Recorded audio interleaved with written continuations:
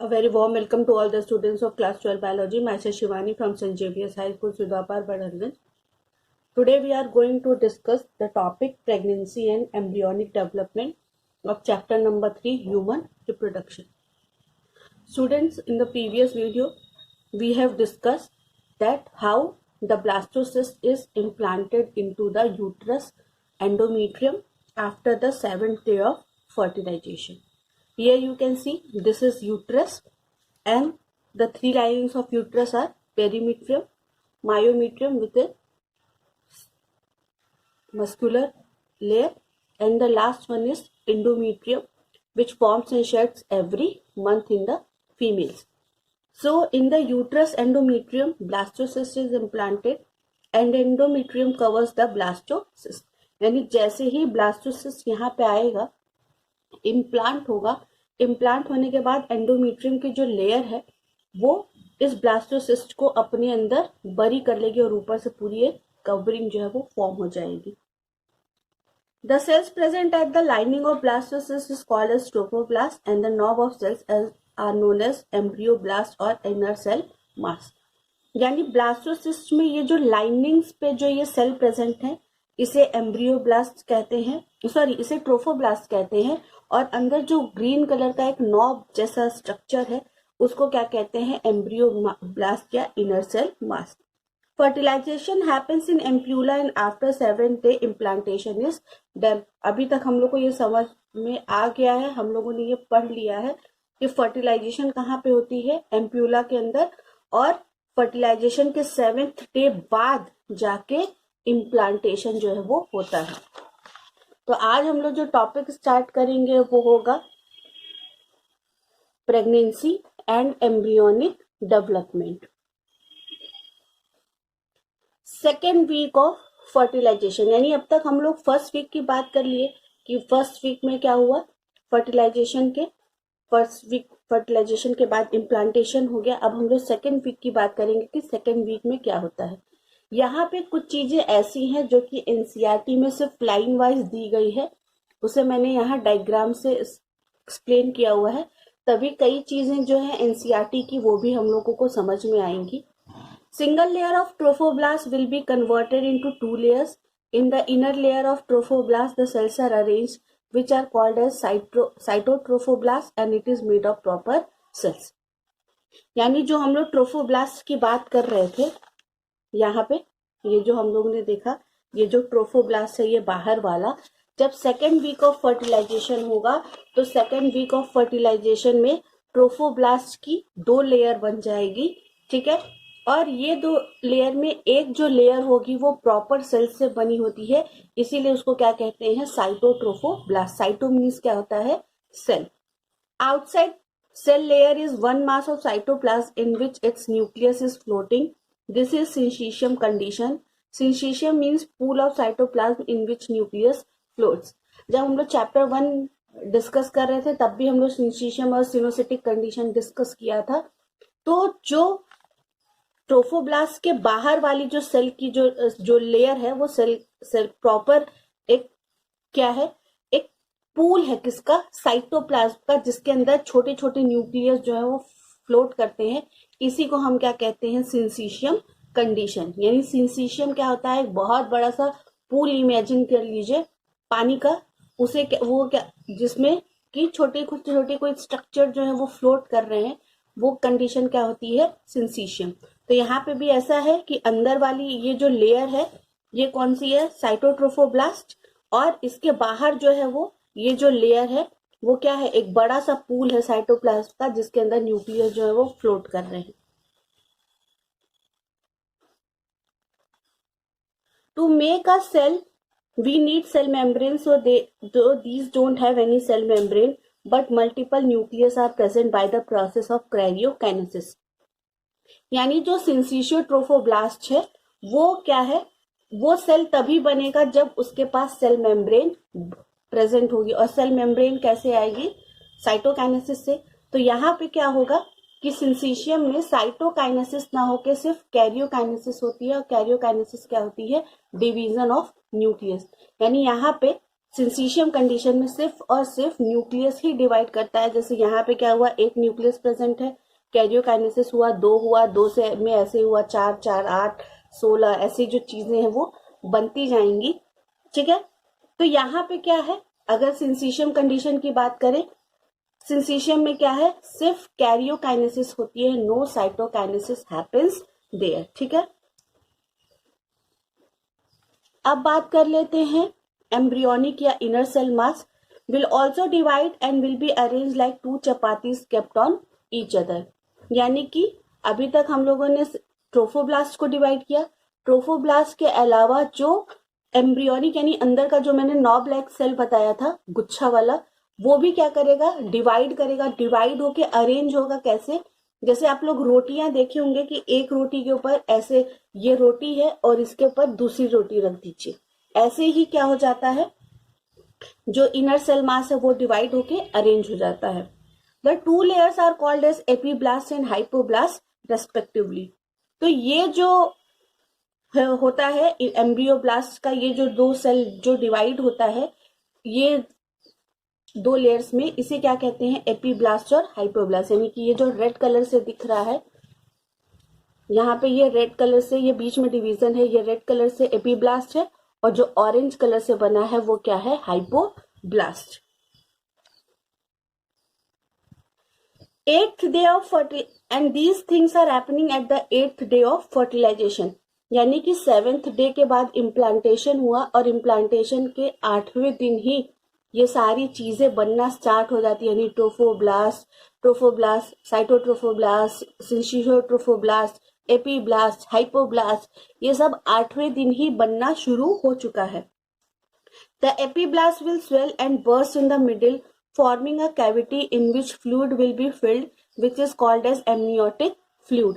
यानी ये जो एपीब्लास्ट दिख रहा है, ये रेड कलर वाला स्ट्रक्चर, ये एपीब्लास्ट क्या होगा, बीच में से फट जाएगी। जैसे कि इमेजिन कीजिए कि रोटी आप सेक रहे हैं, उसके अंदर हवा भर जाती है, वो फूल जाती ना, फूलने के बाद रोटी क्या है, बीच में से फट गई। अब फटने के बाद क्या होगा, अंदर क्या होगा, एक कैविटी जैसी बन जाएगी, जिसके अंदर की फ्लूइड फिल होगा। तो ये जो कैविटी है उसको क्या कहेंगे, एमनियोटिक कैविटी, और जो फ्लूइड भरा होगा उसे क्या कहेंगे, एमनियोटिक फ्लूइड। ठीक है, the amnion is also epiblast but it forms a dome like structure. तो ये जो रेड कलर का यहाँ पे ये बड़ा सा स्ट्रक्चर दिख रहा है, ये एपीब्लास्ट से, जब एपीब्लास्ट बीच में से फट जाता है, अब फटने के बाद जो उसके वो एक डोम शेप में राइज करता है, तो उस स्ट्रक्चर को क्या कहते हैं, एमनियन। और इसके एपीब्लास्ट के फटने से ये जो कैविटी अंदर खाली हुई है, ये जो फ्लूइड भरा है, इसे क्या कहेंगे, एमनियोटिक फ्लूइड। एनसीईआरटी में ये चीजें बस लाइन वाइज ऐसे दे दी गई है।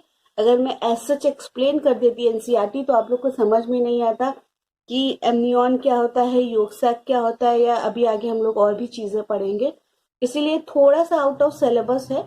लेकिन अगर आप लोग ये सब पढ़ेंगे तो आपको एक्स्ट्रा नॉलेज भी मिल जाएगी। In the hypoblast, the cell will start to migrate and will move to blastocele cavity and will cover the blastocele cavity, and now this cavity of blastocele which is covered by cells of hypoblast will be called as yolk sac। यानी कि यहाँ पे अगर आपको इस diagram में ये दिख रहा होगा कि ये जो कैविटी है, ये जो खाली जगह है, इसी को हम लोग क्या कहते हैं, ब्लास्टोसील कैविटी। तो यहाँ पे ये जो हाइपोब्लास्ट दिख रहा है, ये ऑरेंज कलर वाला, ये पूरा सेल से बना है।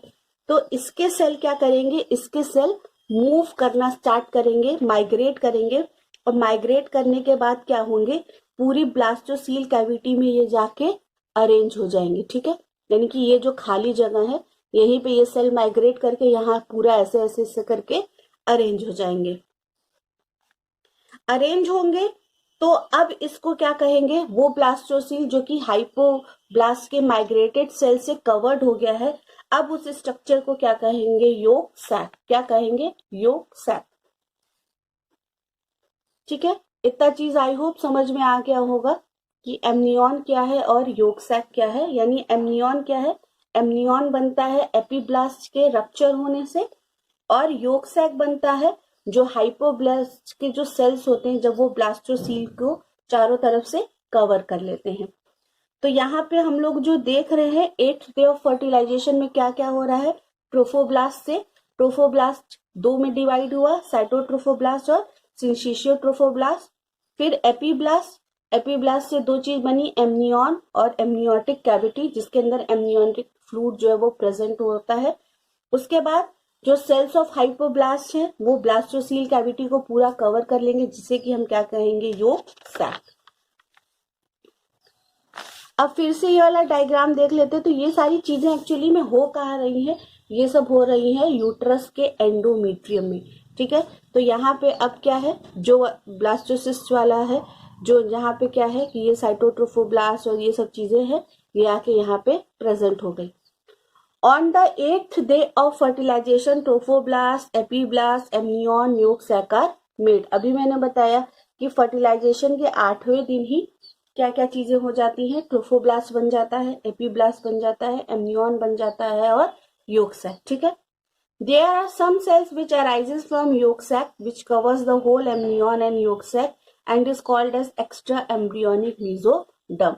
यानी कि ये जो है कुछ सेल्स होती हैं जो यहाँ पे, ये जो yolk sac है, yolk sac से ही कुछ सेल्स जो है वो निकलती हैं और निकलने के बाद क्या होती हैं, ये yolk sac और पूरे एमनियन को ही कवर कर लेती है। यानी ये yolk sac है और ये एमनियन है, यहीं पे ये पूरा क्या करेंगी, इसको दोनों को ही कवर कर लेती हैं और इसको क्या कहते हैं, एक्स्ट्रा एम्ब्रियोनिक मीजोडर्म। क्या कहलाएगा, एक्स्ट्रा एम्ब्रियोनिक मीजोडर्म, ठीक है। तो यहाँ पे इस फिगर में ज्यादा क्लियर है कि ये क्या है, सिंचिशियोट्रोफोब्लास्ट, ट्रोफोब्लास्ट और उसके बाद अंदर वाला जो लेयर है, ये जो मैंने बताया अभी, यही एक्स्ट्रा एम्ब्रियोनिक मीजोडर्म, जो कि ये कहाँ से रिलीज हुआ है, ये योग सैक के सेल्स हैं जो कि पूरे योग सैक प्लस एमनियन को कवर करके रख लेंगे, ठीक है।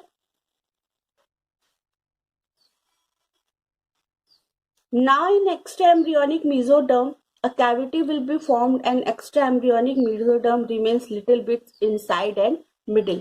तो अभी तक यहाँ पे जो हम लोग को ये दिख रहा था, ये एक्स्ट्रा जो मीजोडर्म की जो एक्स्ट्रा एम्ब्रियोनिक जो मीजोडर्म बना है, ये पिंक कलर से ये दिख रहा होगा आपको, थोड़ा लाइट है बट यही है एक्स्ट्रा एम्ब्रियोनिक मीजोडर्म। ये एक्स्ट्रा एम्ब्रियोनिक मीजोडर्म के अंदर भी क्या होता है, ये बीच में से फट जाता है, बीच में से या कई जगह फट के थोड़ा इसके अंदर कैविटी जैसी बन जाती है। तो ये उसके बाद क्या होता है, जैसे यहाँ वाला स्ट्रक्चर देखेंगे तो यहाँ बीच बीच में ये जो कैविटीज हैं वो दिखाई देंगी। यानी एक्स्ट्रा एम्ब्रियोनिक मीजोडर्म क्या है, कहीं कहीं से रप्चर हो गया, जैसे साइड से, थोड़ा बीच में से, और बीच में से रप्चर होने की वजह से जहां जहां से ये रप्चर हुआ है वहां पे एक कैविटी जैसी बन जाएगी।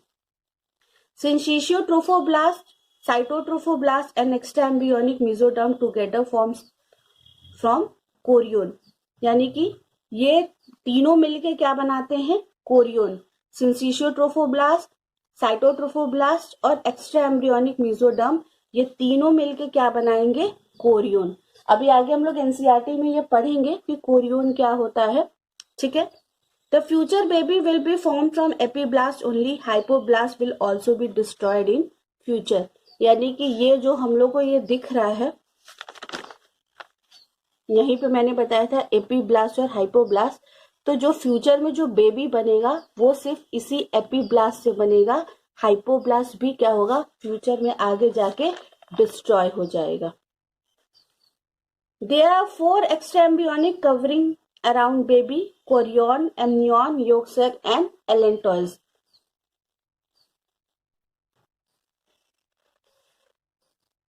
तो मैं एक्स्ट्रा एम्ब्रियोनिक कवरिंग के बारे में बता रही थी, जो कि क्या बनाएंगे, chorion, amnion, yolk sac and allantois. इसकी स्पेलिंग में थोड़ा कंफ्यूजन है, इसको एक बार चेक करके इंटरनेट या कहीं से तभी लिखिएगा, अगर मेरे को पहले मिल जाती तो मैं ही आपको बता दूंगी। The extra embryonic mesoderm in middle is the future umbilical cord which will provide nutrition to the baby। यानी कि अगर आप लोग ये डायग्राम ध्यान से देखेंगे तो यहाँ पे हम लोगों ने 3 कवरिंग को डिस्कस कर लिया है। एक कवरिंग क्या है, जो यहाँ पे पहले ये वाला देख लीजिए, यहाँ पे क्या है कि ये क्या है, एमनियन है, ये क्या है, योक सैक है। ये 2 एक्स्ट्रा एम्ब्रियोनिक कवरिंग हो गई, ठीक है। अब तीसरी कवरिंग कैसे बनेगी, ये जो बाहर वाली साइटोट्रोफोब्लास्ट है, उसके बाहर वाली सिंसिशियोट्रोफोब्लास्ट है, और ये जो साइटोट्रोफोब्लास्ट के अंदर जो एक्स्ट्रा एम्ब्रियोनिक मेसोडर्म है, यही तीनों मिलके क्या बनाएंगे, कोरियोन। एक बार फिर से ध्यान से देख लीजिए। सबसे पहला साइटोट्रोफोब्लास्ट, साइटोट्रोफोब्लास्ट के बाहर जो सिंसिशियोट्रोफोब्लास्ट है, और साइटोट्रोफोब्लास्ट के अंदर वाला जो एक्स्ट्रा एम्ब्रियोनिक मेसोडर्म है, यही तीनों मिलके क्या बनाएंगे, कोरियोन। और कोरियोन ही क्या बनाएगा, इन फ्यूचर में प्लेसेंटा को बनाएगा, और वो प्लेसेंटा क्या करेगा, बेबी को होल्ड करके रखेगा।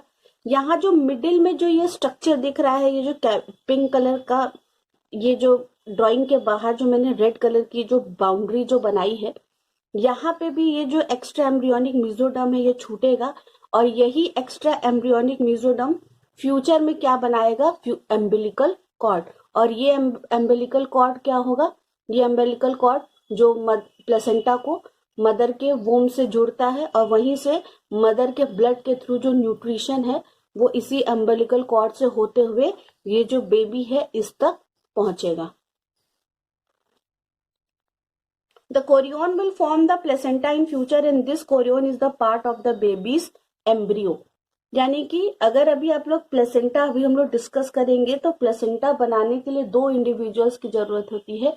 तो एक हम लोग ने देख लिया कि ये कोरियोन जो है वो इन फ्यूचर प्लेसेंटा बनाएगा, और ये प्लेसेंटा कहाँ से बनेगा, बेबी के कोरियोन से। यानी ये बेबी का ही तो है, साइटोट्रोफोब्लास्ट, सिंसिशियोट्रोफोब्लास्ट और एक्स्ट्रा मेसोडर्म, ये तीनों मिलके कोरियोन बना दिए, जो कि फ्यूचर में क्या बनाएगा, प्लेसेंटा। तो यहाँ से बेबी का ये योगदान हो गया इसमें। तो यहाँ पे ये देख लीजिए कि कोरियोन कैसे बनेगा, साइटोट्रोफोब्लास्ट, सिंसिशियोट्रोफोब्लास्ट और एक्स्ट्रा मेसोडर्म, ये मिला के क्या बन जाएगा, कोरियोन। और ये क्या होगा आगे जाके, अभी हम लोग कोरियोनिक विलाई भी पढ़ेंगे कि कोरियोनिक विलाई क्या होता है। Trophoblast plus extra embryonic mesoderm, यानी ट्रोफोब्लास्ट और एक्स्ट्रा एम्ब्रियोनिक मेसोडर्म को मिलाएंगे तो क्या बनेगा, कोरियोन बनेगा। कोरियोन क्या बनाएगा, प्लेसेंटा। प्लेसेंटा से क्या होगा, umbilical cord formed of extra embryonic mesoderm. यानी यहाँ पे एक्स्ट्रा एम्ब्रियोनिक मेसोडर्म 2 चीज बनाएगा, एक होगा क्या, प्लेसेंटा, और दूसरा क्या होगा, अम्बिलिकल कॉर्ड। ये दोनों ही बेबी के लिए इंपॉर्टेंट है। Chorionic villi is the folded finger-like projections formed from syncytiotrophoblasts, cytotrophoblast and extra embryonic mesoderm। यानी कि ये जो है, ये कोरियोन में 3 चीज थे, क्या था, सिंसिशियोट्रोफोब्लास्ट, साइटोट्रोफोब्लास्ट और एक्स्ट्रा एम्ब्रियोनिक मेसोडर्म। इसी का क्या है, फिंगर लाइक फोल्डेड वर्जन क्या है, chorionic villi.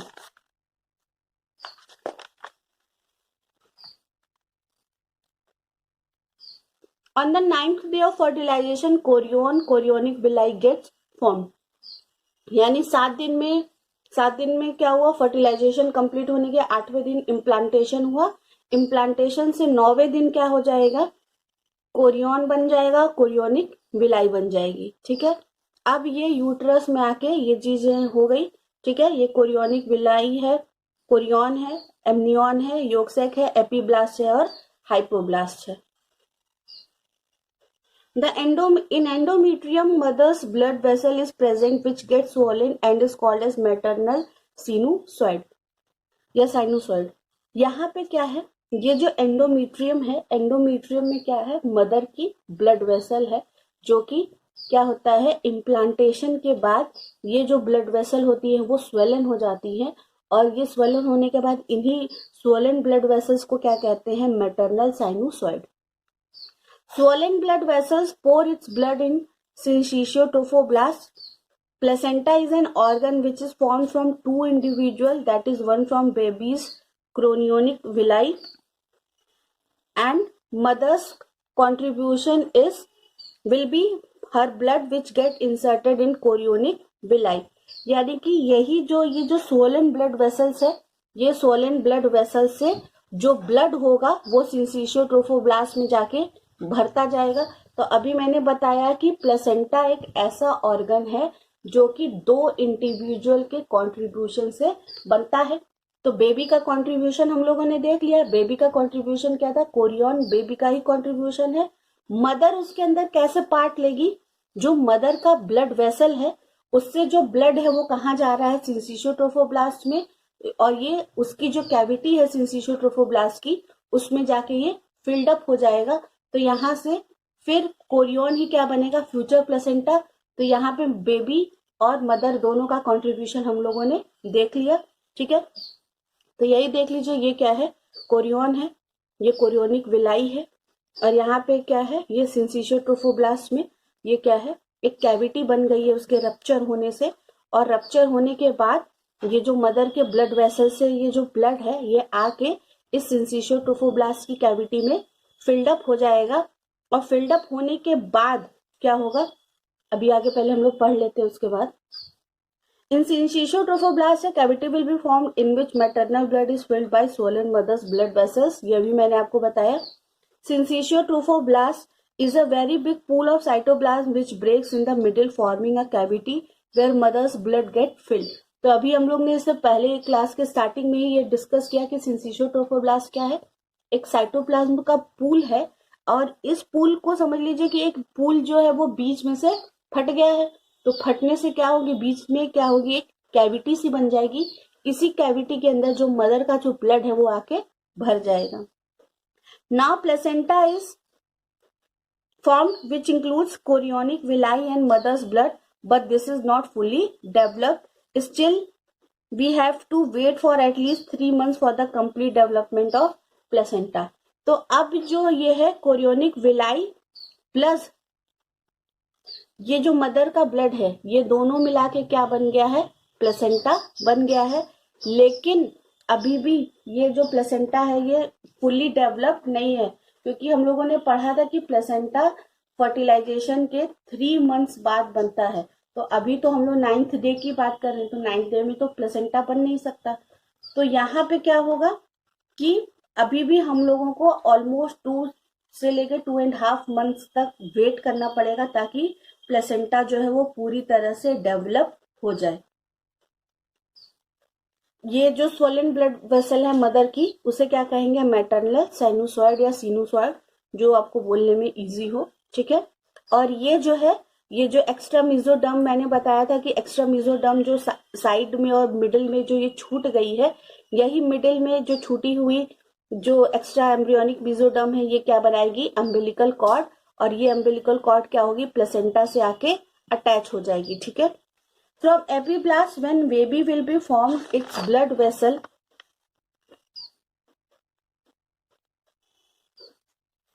will come through umbilical cord to placenta for taking nutrition। यानी कि अभी मैंने बताया कि जैसे ही क्या होगा, ये एपीब्लास्ट से जब बेबी बन जाएगा पूरा, तो बेबी की जो ब्लड वेसल है वो इसी अम्बिलिकल कॉर्ड से होते हुए प्लेसेंटा तक आएंगे। और प्लेसेंटा में क्या होगा, प्लेसेंटा से क्या होगा, डिफ्यूजन के थ्रू जो मदर का ब्लड है वो बेबी के अंदर जाएगा। ठीक है, और इससे एक चीज और होगी कि बेबी के अंदर जो ब्लड जाएगा, तो ब्लड जाने के बाद बेबी के जो सेल्स होंगे उनके अंदर रिएक्शंस होंगे। रिएक्शन होने के बाद जो भी सेलुलर वेस्ट होती है वो मदर के ब्लड के थ्रू ही बाहर आती है। ठीक है, the blood of baby and mother will not be mixed and will be separated by the layer of cytotrophoblast। जब भी बेबी जो है वो मदर के वूम्ब में रहता है तो कभी भी मदर का और बेबी का ब्लड जो है वो मिक्सअप नहीं होता है, क्योंकि दोनों के ब्लड वेसल्स के बीच में एक साइटोट्रोफोब्लास्ट की लेयर जो है वो प्रेजेंट होती है। By diffusion from mother's blood will go to baby, यानी मदर के ब्लड का जो भी न्यूट्रिशन है वो डिफ्यूजन के थ्रू बेबी के अंदर जाएगा। After maturation, placenta also secretes lot of hormones. Placenta acts as temporary endocrine gland and produces human chorionic gonadotropin (HCG) hormone। तो जब मैच्योर हो जाता है प्लेसेंटा, यानी 3 महीने के बाद प्लेसेंटा बन जाएगा कोरियन से। अब प्लेसेंटा बनने के बाद बहुत सारे हॉर्मोन्स, प्लेसेंटा काम सिर्फ डेवलपिंग बेबी को न्यूट्रिशन ही प्रोवाइड करना नहीं होता है, प्लेसेंटा बहुत ढेर सारे हॉर्मोन्स भी सीक्रीट करता है, जिसमें कि एक सबसे इम्पॉर्टेंट हार्मोन है एचसीजी, जिसके बारे में हम लोग ने पहले भी पढ़ा था कि जब एलएच का जब लेवल डाउन हो जाता है तो यही एचसीजी हार्मोन जो है वो क्या करता है, कॉर्पस लूटियम को मेंटेन करके रखता है, क्योंकि in absence of placenta corpus luteum ही क्या सिक्रीट करता है, lots of estrogen and progesterone. तो प्लेसेंटा ऐसा नहीं कि कोई परमानेंट स्ट्रक्चर है, प्लेसेंटा एक टेम्परेरी स्ट्रक्चर है। अगर ये क्वेश्चन आए कि which two structures which temporarily form during the pregnancy acts as endocrine tissue, तो उसमें हम लोग क्या बोलेंगे, प्लेसेंटा एंड कॉर्पस लूटियम, क्योंकि दोनों ही टेम्परली बनते हैं हमारी बॉडी के अंदर। और बॉडी के अंदर किसके बनेंगे, सिर्फ फीमेल्स के अंदर, मेल्स के अंदर भी प्लेसेंटा और कॉर्पस लूटियम नहीं बनते, ये सिर्फ और सिर्फ फीमेल बॉडी के अंदर ही बनेंगे। और बनने के कुछ टाइम के लिए ये कब बनते हैं, सिर्फ और सिर्फ प्रेगनेंसी के दौरान। तो प्रेगनेंसी के दौरान प्लेसेंटा कुछ हार्मोन सिक्रीट करता है, जिसमें कि सबसे पहला क्या है, human chorionic gonadotropin HCG hormone, जिसका हम लोग ने पहले भी पढ़ा था कि प्रेगनेंसी के 8वें दिन ये हार्मोन सिक्रीट होता है, और जो भी प्रेगनेंसी किट होती हैं वो इसी हार्मोन को डिटेक्ट करती हैं, जो भी स्ट्रिप्स आती हैं प्रेगनेंसी किट की। मेंटेन कॉर्पस लूटियम, यानी एलएच के लेवल डाउन होने के बाद ये कॉर्पस लूटियम को मेंटेन करके रखता है, क्योंकि जब तक कॉर्पस लूटियम अगर मेंटेन नहीं रहेगा तो एस्ट्रोजन एंड प्रोजेस्टेरोन हार्मोन कौन सिक्रीट करेगा, और प्रोजेस्टेरोन ही क्या है, प्रेगनेंसी हार्मोन। दूसरा एक हार्मोन ये सिक्रीट करता है HPL, यानी ह्यूमन प्लेसेंटल लैक्टोजन। तो ये जो HPL हार्मोन है, ये जो ब्रेस्ट होता है वो फीमेल ब्रेस्ट के ग्लैंडुलर टिश्यू पे जाके एक्ट करता है। इसके अलावा और भी हार्मोन सिक्रीट होते हैं, एस्ट्रोजन, प्रोजेस्टेरोन, लेकिन कुछ हार्मोन जो है सिर्फ और सिर्फ प्रेगनेंसी के टाइम ही सिक्रीट होते हैं। जैसे एक हार्मोन जो और प्लेसेंटा ओवरी से जो रिलीज होता है, रिलैक्सिन, ये जब चाइल्ड बर्थ का समय होता है, एकदम एंड ऑफ प्रेगनेंसी होती है और चाइल्ड बर्थ का समय आ जाता है, तब ये हार्मोन जो है वो रिलैक्सिन ये सिक्रीट होता है to dilate the vaginal cervical canal, क्योंकि सर्विकल कैनाल इतना छोटा सा होता है और उसको एटलीस्ट 10 सेंटीमीटर डायलेट होना पड़ता है ताकि बेबी जो है वो इजिली वहां से सर्विकल कैनाल से निकल सके। तो ये जो रिलैक्सिन हार्मोन है, ये जो फीमेल जो रिप्रोडक्टिव सिस्टम का जो कनेक्टिव टिश्यू होता है, ये इसको रिलैक्स करने का काम करता है, ताकि चाइल्ड बर्थ के दौरान बच्चा जो है वो इजिली सर्विकल और वेजाइनल कैनाल से निकल सके। Overall increase in hormone production in females body like thyroid hormone for growth, prolactin etcetera. इसके अलावा भी प्लेसेंटा बहुत से हार्मोन्स सिक्रीट करता है प्रेगनेंसी के टाइम, क्योंकि प्रेगनेंसी के टाइम ज्यादा हार्मोन्स की जरूरत होती है मदर को भी और बेबी को भी। After implantation, finger-like projections appear on the trophoblast called chorionic villi। इसी की मैं बात कर रही थी कि अब इम्प्लांटेशन के बाद फिंगर लाइक प्रोजेक्शंस बन गई, जिसे कि कोरियोनिक विलाई कहते हैं। ये कैसे समझ में आएगा, ये समझ में आएगा ऐसे, यानी कि यहाँ पे जैसे ही इम्प्लांटेशन हो गया, इम्प्लांटेशन होने के बाद फिंगर लाइक स्ट्रक्चर बनेगा, जिसे क्या कहेंगे, chorionic villi. Which are surrounded by the uterine tissue and maternal blood। जो किससे, कोरियोनिक विलाई के अराउंड क्या रहेगा, एक रहेगा यूट्राइन टिश्यू और दूसरा रहेगा maternal blood. The chorionic villi and uterine tissue become digitated.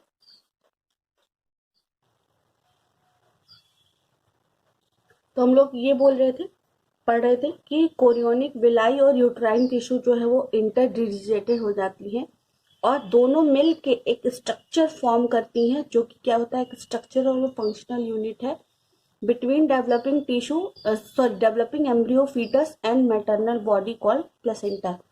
अभी हम लोगों ने पढ़ा कि प्लेसेंटा कैसे बनता है, एक तो बेबी के कोरियोनिक विलाई और दूसरा मदर के ब्लड से। तो ये प्लेसेंटा क्या है, एक स्ट्रक्चरल एंड फंक्शनल स्ट्रक्चर है जो कि 2 इंडिविजुअल्स के कंट्रीब्यूशन से मिलके बना है। The placenta facilitate the supply of oxygen and nutrients to the embryo and also removes of carbon dioxide and excretory or waste materials produced by the embryo। तो placenta और किस चीज में हेल्प करता है? प्लेसेंटा हेल्प करता है baby को, यानी जो डेवलपिंग एम्ब्रियो है उसको न्यूट्रिशन देने का, उसको ऑक्सीजन पहुंचाने का, प्लस जो बेबी के बॉडी में जो भी एक्स्ट्रा सेलुलर वेस्ट प्रोड्यूस होगा या फिर एक्सक्रीटरी मटेरियल, वो उसको कहाँ पे लाके दे देगा?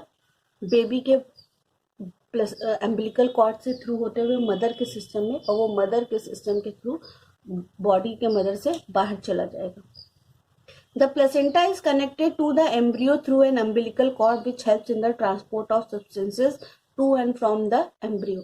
अभी बताया था जो एक्स्ट्रा एम्ब्रियोनिक मेसोडर्म है जो कि ये एम्बिलिकल कॉर्ड बनाता है, ये एम्बिलिकल कॉर्ड से प्लेसेंटा जो है वो कनेक्टेड होता है, और इसी अम्बिलिकल के कॉर्ड के थ्रू ही जो चीजों का आदान प्रदान होता है, यानी कि मदर के ब्लड के थ्रू जो न्यूट्रिशन है, ऑक्सीजन है, वो बेबी के अम्बिलिकल कॉर्ड के थ्रू होते हुए बेबी तक जाता है, और बेबी जो भी सेलुलर वेस्ट और एक्सक्रीटरी प्रोडक्ट्स रिलीज करता है वो अम्बिलिकल कॉर्ड के होते हुए ही मदर के वो बॉडी के अंदर आ जाता है।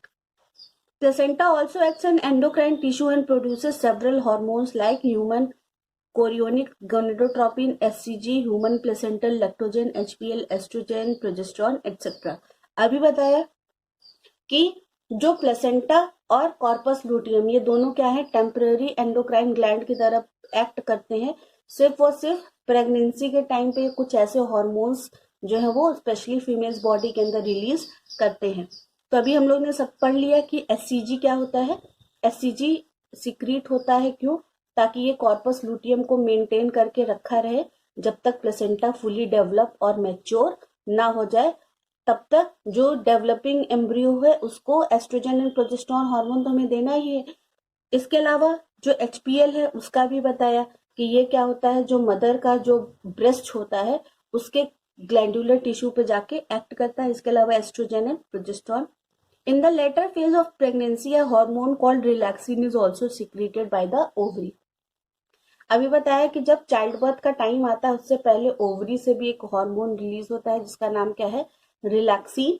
और ये रिलैक्सिन क्या करता है? जो भी सर्विकल कैनाल और वेजाइनल कैनाल के जो कनेक्टिव टिश्यू होते हैं इनको ये रिलैक्स करने का काम करता है। Let us remember that HCG, HPL and relaxin are produced in women only during pregnancy.